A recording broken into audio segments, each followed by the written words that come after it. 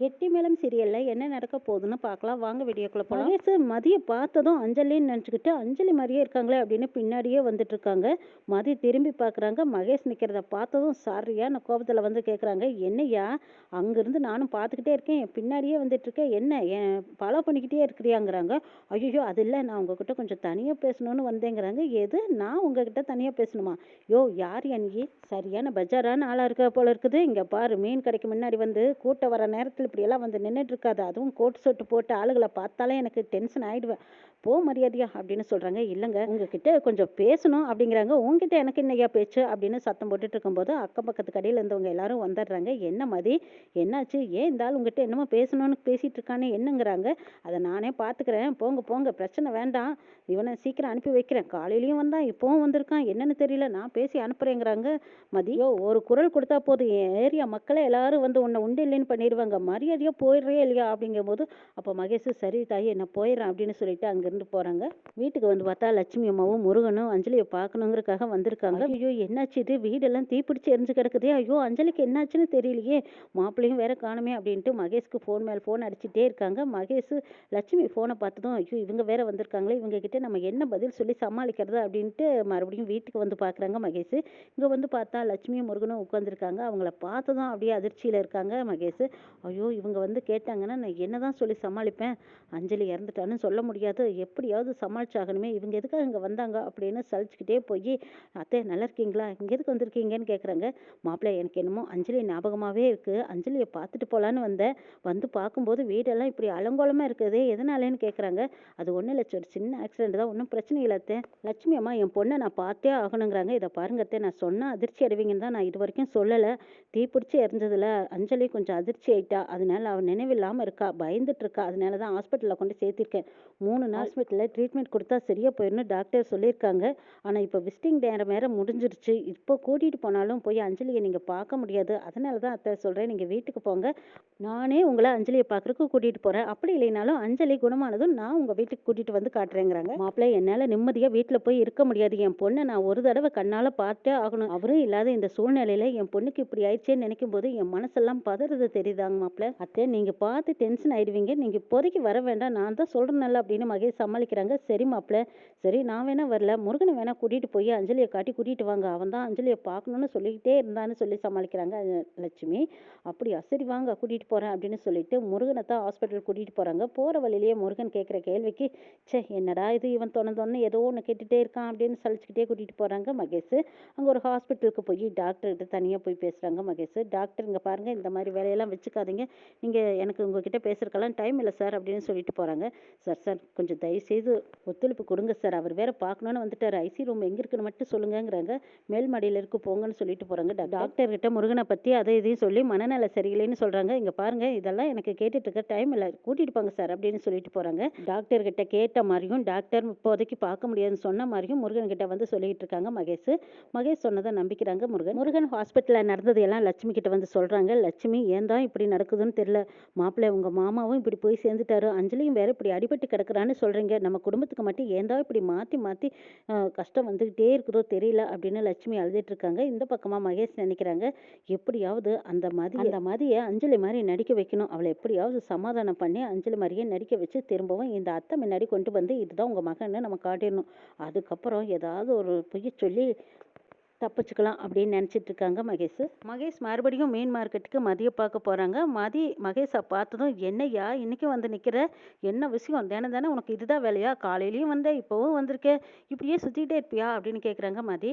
இல்லை நான் உங்ககிட்ட ஒரு விஷயம் பேசலான்னு வந்திருக்கேங்கிறாங்க, அதுவும் பர்சனலாக பேசணுங்கிறாங்க. யோ யார் நீ, உனக்கு எனக்கு என்ன பர்சனல் வேண்டி கிடக்குது அப்படின்னு சொல்லிட்டு இருக்கும்போது அந்த ஏரியா பொண்ணு ஒருத்தர் வராங்க. வந்ததும் என்ன மதி, இவன் என்ன உங்ககிட்ட வம்பு பண்ணிட்டு இருக்கானான்னு சொல்லு, அவன் தலையை சீவிடலாங்கிறாங்க. இல்லைக்கா இது நானே பேசி முடிச்சுக்கிறேன், நீங்கள் போங்க அப்படின்னு சொன்னதுக்கு அப்புறமா இங்கே மகேஷ் சொல்கிறாங்க, இதை பாருங்க ஃபோட்டோ ஒரு நிமிஷம் பாருங்க அப்படின்னு அவங்க செல்லில் வச்சிருந்த ஃபோட்டோவை காட்டுறாங்க. அதை பார்த்ததும் மதி அப்படியே துள்ளி குறிக்கிறாங்க. அட பாவி, என்னடா இது, என்ன வச்சு இப்படி கல்யாணமான பொண்ணு மாதிரி ஜோடிச்சு வச்சிருக்க, டே இப்படியெல்லாம் எடிட் பண்ணி வச்சிருக்கியா, டே உன்னை சும்மா விடக்கூடாதுடா, சரியான கிராக்கி அடுத்தா இருக்குது அப்படின்னு சொல்லிட்டு மகேஷை கண்டபடி திட்டுறாங்க. இங்கே பாருங்க கொஞ்சம் பொறுமையாக இருங்க, நான் சொல்ல வந்த விஷயத்த கேளுங்கங்கிறாங்க மகேஷ். டேய் நீ எதுக்கு சொல்லணும், நான் எதுக்கு கேட்கணும், உங்ககிட்ட எல்லாம் அப்படி கேட்டுக்கிட்டு இருக்கணுங்கிற அவசியம் கிடையாது, பேசாமல் போக போறியா இல்லையா அப்படிங்கிறாங்க. இங்கே பாருங்க, நான் பெரிய பிஸ்னஸ் மேனுங்கிறாங்க, நீ என்னவோ இருந்துட்டு போ, அதுக்கு எனக்கு என்ன சம்மந்தம், என் வேலையை நான் பார்க்கணும், மரியாதையே போறியா இல்லையா அப்படின்னு திட்டுறாங்க மதி. இங்கே பாருங்க, நான் சொல்கிறத மட்டும் 5 நிமிஷம் காது கொடுத்து கேளுங்களேன் அப்படின்னு கெஞ்சுறாங்க மகேஷ். மதியம் சரி போனா போகுது, அப்படி என்னதான் என்கிட்ட சொல்ல போறேன்னு நானும் கேட்குறேன் அப்படின்னு சொல்லிட்டு மகேஷ் பின்னாடி வராங்க. அங்கே ஒரு பார்க்கில் உட்காந்து பேசுகிறாங்க. மகேஷ் சொல்கிறது எல்லாம் கேட்டுட்டு இருக்காங்க மதி. என்ன விஷயமா என்னை இவ்வளோ தூரம் கூட்டிகிட்டு வந்தேன்னு மதி கேட்குறாங்க. இதை பாருங்க, என் பொண்டாட்டி பேர் அஞ்சலி, அவள் உங்களை மாதிரியே தான் இருப்பா, ஆனால் அவளை நான் லவ் பண்ணி கல்யாணம் பண்ணிக்கிட்டேன். அவனா எனக்கு அவ்வளோ உயிர். அஞ்சலி இல்லாமல் நான் ஒரு நிமிஷம் கூட இருக்க மாட்டேன்னா பார்த்துக்கோங்களேன். அஞ்சலி மேலே நான் அவளை அன்பு பாசமாக இருந்தேன். சரியா, உன் பொண்டாட்டியை நீ விரும்பின, அவளை நீ கல்யாணமும் பண்ணிக்கிட்டே, அப்போ அதையெல்லாம் என்கிட்ட ஏன் சொல்கிற அப்படின்னு மதி கேட்குறாங்க. அதில் தாங்க இருக்குது பிரச்சனையே.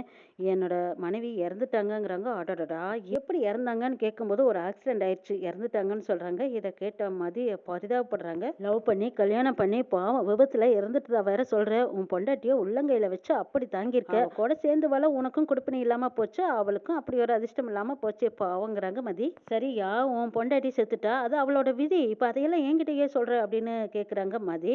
அங்கே தாங்க இருக்குது, அதாவது அவள் இறந்தது இன்னும் அவங்க அம்மாவுக்கு தெரியாது. அவங்க அம்மாவுக்கு, அவங்க வீட்டில் இருக்கிறவங்களுக்கு எல்லாத்துக்கும் தெரிஞ்சா அவங்க அம்மா உண்மையிலுமே பைத்தியம் பிடிச்ச மாதிரி ஆயிடுவாங்க. அஞ்சலின்னா அவங்களுக்கு அவ்வளோ உயிர்.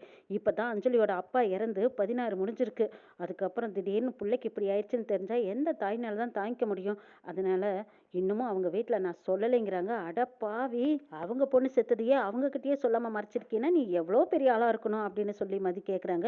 ஐயோ, நீங்கள் அப்படியெல்லாம் தப்பு கணக்கு போட்டுறாதீங்க. அந்த குடும்ப சூழ்நிலையை நினச்சி பார்த்து தான் நான் இந்த உண்மையை மறைக்க வேண்டியதாக போச்சு. நல்ல வேளை நான் உங்களை பார்த்தேன், பார்க்குறக்கு அஞ்சலி மாதிரியே இருக்கீங்க, நீங்களும் அஞ்சலி மாதிரி வந்து அவங்க அம்மா முன்னாடி பேசுனீங்கன்னா அவங்களுக்கு ஒரு ஆறுதலாக இருக்கும்னு கெஞ்சி கேட்குறாங்க மகேஷ். யோ, ஏதோ என்கிட்ட பேசுகிறேன்னு சொல்லி வந்தா, ஐயோ பாவம், சரி என்னதான் சொல்கிறான்னு கேட்கலான்னு பார்த்தா, நீ என்னடான்னு பார்த்தா உன் பொண்டாட்டியை வந்து நடிக்க சொல்கிற, என்னைய நினச்சிட்டு இருக்க, உனக்கு கொழுப்பாங்கிறாங்க மதி. அச்சோ, என்னை நீங்கள் தப்பாக நினச்சிக்காதீங்க, உங்களுக்கு எவ்வளோ பணம் வேணாலும் நான் தரேன், ஆனால் நீங்கள் மட்டும் வந்து அஞ்சலி மாதிரி நடிங்க, இல்லைன்னா அந்த குடும்பமே வீணாக போயிடுவாங்க. அதுலேயும் அஞ்சலியோட அம்மா அஞ்சலி கண்டா அவ்வளோ உயிராக இருப்பாங்க. இப்போ அஞ்சலி இறந்துட்டான்னு தெரிஞ்சா அவங்க உண்மையிலுமே மனநலமை பாதிக்கப்பட்டுருவாங்க. அப்படி இல்லைனாலும் அவங்க உயிரையே விட்டுருவாங்க. அவங்களோட நல்லதுக்காகத்தான் நான் உங்ககிட்ட வந்து கெஞ்சிட்டு இருக்கேன், தயவுசெய்து மனசு வச்சு வாங்கன்னு கூப்பிடுறாங்க. யோ, என்னையா நினச்சிட்டு இருக்கேன், உன் பொண்டாட்டியா என்னைய நடிக்க சொல்லி கூப்பிடுறேங்கிறாங்க. இங்கே பாருங்க, என் பொண்டாட்டியை நீங்கள் வந்து நடிங்கன்னு தான் சொன்னேன், ஆனால் என்னோட சுண்டு விரல் கூட உங்கள் மேலே படாது, நான் எப்பவும் பாதுகாப்பாக இருப்பேன், தயவுசெய்து நீங்கள் வந்தே ஆகணும் அப்படின்னு கையை எடுத்து கும்பிட்டு கெஞ்சி கேட்டுக்கிட்டு இருக்காங்க. மதி மகேஷை பார்க்குறாங்க. போகலாமா, இவன் சொல்கிறது எல்லாம் நம்பலாமான்னு யோசிக்கிற மாதிரி இருக்கும்போது அப்போ மகேஷ் இன்னமும் நல்லா ஆக்டிங் பண்ணுறாங்க. இங்கே பாருங்கள், தயவுசெய்து நீங்கள் யோசிக்கவே வேண்டாம், தாராளமாக எங்கள் வீட்டுக்கு வரலாம், உங்களுக்கு எந்த தொந்தரவும் இருக்காது, உங்களுக்கு எவ்வளோ பணம் வேணாலும் நான் அள்ளித்தரேங்கிறாங்க. யோ, உன்னை பார்த்தாலும் பாவமாக தான் இருக்குது, யோசிக்கிறேங்கிறாங்க. இதை பாரு, நீ யோசிக்கவே வேண்டாம், தைரியமாக நீ எங்கள் வீட்டுக்கு என் கூட வரலாம், அதனால தான் என் மாமியாரே உயிர் பிழைக்க போகிறாங்க, அவங்கள காப்பாற்றின புண்ணியம் உன்னை வந்து சேரும் தாயேங்கிறாங்க மகேஷ். இதை பாரியா, நான் அனுதாபப்பட்டு தான் உன் பின்னாடி வர்றேன், உன் பொண்டாட்டியை நடிக்கிறதுக்கு ஒத்துக்கிட்டா, ஆனால் உன் பொண்டாட்டியாவெல்லாம் நான் இருக்க முடியாது, அதுவும் தவிர பாவம் உன் பொண்டாட்டியோட அம்மா வேற ரொம்ப சீரியஸான நிலையில் இருக்காங்கன்னு வேற சொல்கிறேன், அவங்களுக்காகத்தான் நான் வர்றேன், பார்த்துக்கோ, நீங்கள் கொஞ்ச நாளைக்கு வந்து நடிச்சிங்கன்னா போதும், அதுக்கப்புறம் மொல்ல எப்படியாவது நான் என் மாமியார் வீட்டில் எல்லாம் சொல்லிடுற விஷயத்த சொன்னதுக்கப்புறம் அவளும் புரிஞ்சுக்குவாங்க, அவங்களும் கொஞ்சம் கொஞ்சமாக அஞ்சலி போன விஷயத்த கேட்டு தெப்பு தேறிக்குவாங்க, அதுக்கப்புறம் நீங்கள் உங்கள் வேலையை பார்க்கலாங்கிறாங்க. மதி சரின்னு சொன்னதுக்கப்புறம் மகேஷ் சந்தோஷத்தில் அப்பாடா திரும்ப அஞ்சலி வந்துட்டாங்கிற மாதிரி சந்தோஷத்தில் போய்கிட்டு இருக்காங்க. இங்கே துளசி லட்சுமி அம்மாவுக்கு ஃபோன் பண்ணுறாங்க. துளசி லட்சுமி அம்மா கிட்ட பேசிட்டு அதுக்கப்புறம், ஏம்மா அஞ்சலியை பார்த்தீங்களா, அஞ்சலி வீட்டுக்கு போனீங்களா, அஞ்சலி ஃபோன் பண்ணாலா அப்படி வரிசையாக கேட்குறாங்க. இதை கேட்டதும் லட்சுமி அம்மா கதறி அழுகுறாங்க. இல்லை துளசி, அஞ்சலியை நான் பார்க்க போனேன், அவளை பார்க்க முடியலைங்கிறாங்க. என்னம்மா என்னாச்சு அப்படின்னு கேட்கவும் மகேஷ் சொன்னது எல்லாம் சொல்லிக்கிட்டு இருக்காங்க லட்சுமி.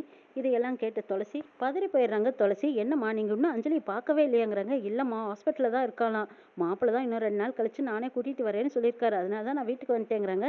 சரிம்மா, அப்போ நம்ம வீட்லேயும் சரி கடையிலையும் சரி யாரோ வந்து ரொம்பவே அலங்கோலப்படுத்திட்டாங்கன்னு சொன்னாங்களே, வெற்றியை கூட்டிகிட்டு போய் பார்த்ததாவும் சொன்னாங்க, என்னம்மா நடக்குதுங்க, யாரும்மா இப்படியெல்லாம் பண்ணியிருப்பான்னு கேட்குறாங்க துளசி.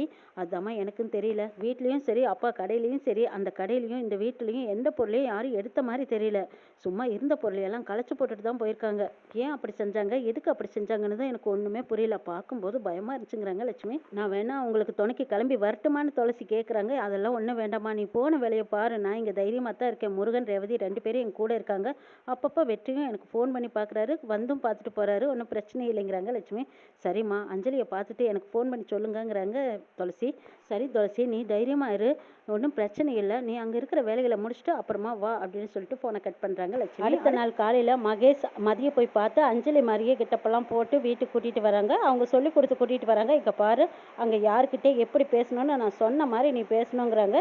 சரியா, அதெல்லாம் நான் பார்த்துக்கிறேன் விடுங்கிறாங்க மகேஷ் மதியை லட்சுமி அம்மா வீட்டுக்கு கூட்டிகிட்டு போகும்போது மனசுக்குள்ளேயே நினைக்கிறாங்க, அஞ்சலி நல்லா படித்தவ, இவ வேற பட்டிக்காடு, எப்படி நடந்துக்கிறாளோ தெரியலன்னு பயந்துட்டே போகிறாங்க.